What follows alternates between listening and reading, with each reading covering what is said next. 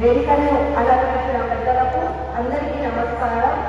అందరూ ఒక్కసారి గట్టిగా సియావర రామచంద్రకి సియావర రామచంద్రకి పవనసుత హనుమాన్కి.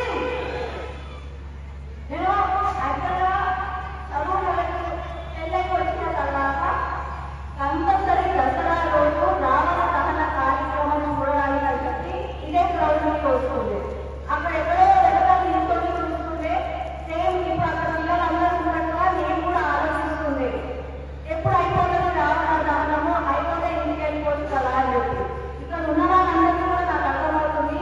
సంవత్సరంలో ఒకసారి వచ్చే దసరా కొత్త బట్టలు పట్టుకుంటాము, ఇంట్లో పిండి వంటలు అందరూ ఇంట్లో వాళ్ళు వస్తారు, వాళ్ళందరితో సెలబ్రేషన్ చేసుకోవాలి, ఇంటికి వెళ్ళిపోవాలన్న తొందర ప్రతి ఒక్కరితో ఉంటుంది. కానీ అప్పట్లో భక్తులందరూ వచ్చి చెప్తుంటే నేను అనుకునేదాన్ని, అదే అందరికీ తెలిసిన విషయమే కదా మళ్ళీ ఎందుకు అన్నారు. కానీ నేను ఒక అది ప్రొఫెషన్ వచ్చిన తర్వాత అర్థమైపోయింది. అంటే మనకి ఇచ్చిన రెస్పాన్సిబిలిటీ, మన బాధ్యత, మనం కొంచెం సమయం అన్నా సరే ప్రజలను ఉద్దేశించి మాట్లాడాలి అని చెప్పి ఎవ్రీ ఇయర్ నేను వస్తాను. ఎవ్రీ ఇయర్ ఇందాక గణపతి రాజశేఖర్ అని అన్నట్టుగా అందరికీ దసరా శుభాకాంక్షలు అని చెప్పి వదిలేస్తాను. కానీ ఈసారి నేను ఒక నిశ్చయంతో వచ్చాను సార్. నేను మీ అందరినీ అప్పీల్ చేయాలనుకుంటున్నాను. మీరందరూ కొంచెం సమయం నాకు కేటాయించండి.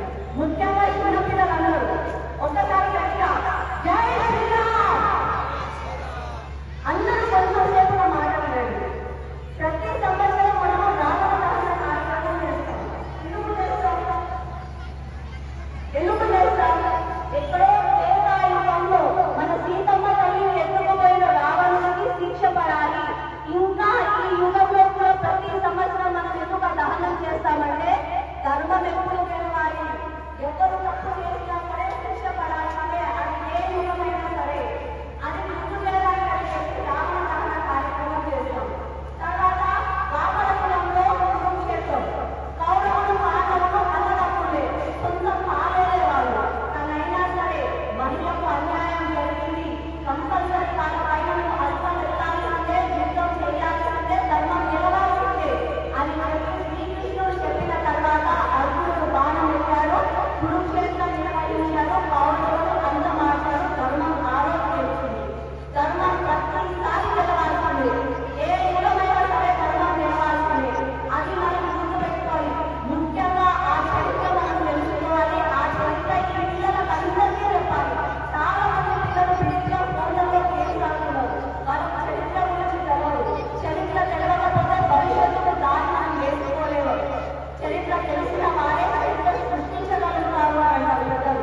కాబట్టి దయచేసి సమయ ఆసన్నమైన ఇప్పటికైనా ఎన్నో దుష్ట శక్తులు మన చుట్టూ ఉన్నాయి.